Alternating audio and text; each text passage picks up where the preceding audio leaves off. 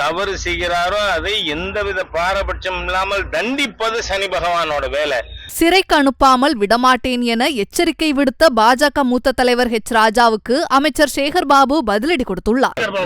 தொடர்ச்சியா பாஜக தலைவர்களை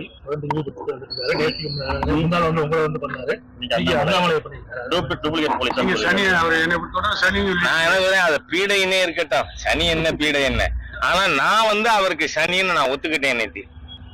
ஏன்னா சனி பகவானோட வேலை என்ன?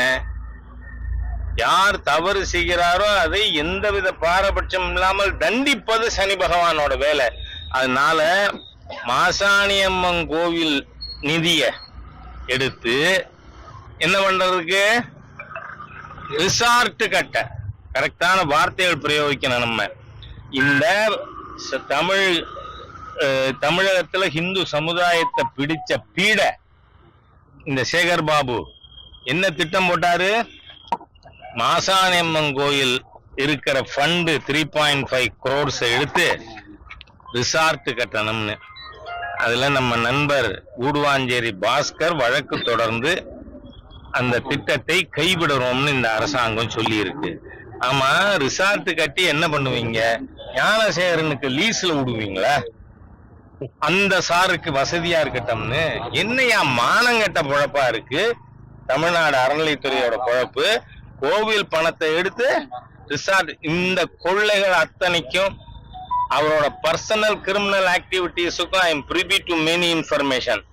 அதனால சேகர் பாபுவை பண்ணின தப்புக்கு ஜெயிலுக்கு அனுப்புறது தான் இந்த சனியோட ஒரே குறிக்கோள். இந்த இயக்கம் என்பது விதையாக பேரறிஞர் பிறந்தகை அண்ணாவால் விருட்சமாக வாழும் மனித புனிதர் கலைஞரால் இன்றைக்கு மரமாக அன்பு தலைவர் தளபதி அவர்களால் வளர்க்கப்பட்டு பல கோடி மக்களுக்கு நிழல் தருகின்ற ஒரு இயக்கமாக இந்த இயக்கம் இருக்கின்றது.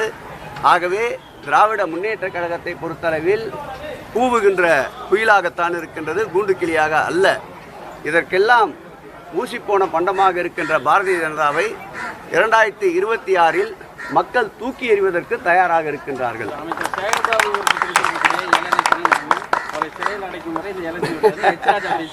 சிறை கெஞ்சாத சிங்கங்கள் தான் திராவிட முன்னேற்ற கழகத்தவர்கள். மாங்குயில் கூவிடும் பூஜைகளை தான் எங்களை மாட்ட நினைத்திடும் சிறைச்சாலை. அவரை போல் வாய்க்கு வந்ததெல்லாம் நீதிமான்களையே அவர் தலைக்கு மேல் இருப்பதற்கு ஒப்பாக பேசுபவர் நாங்கள் அல்ல.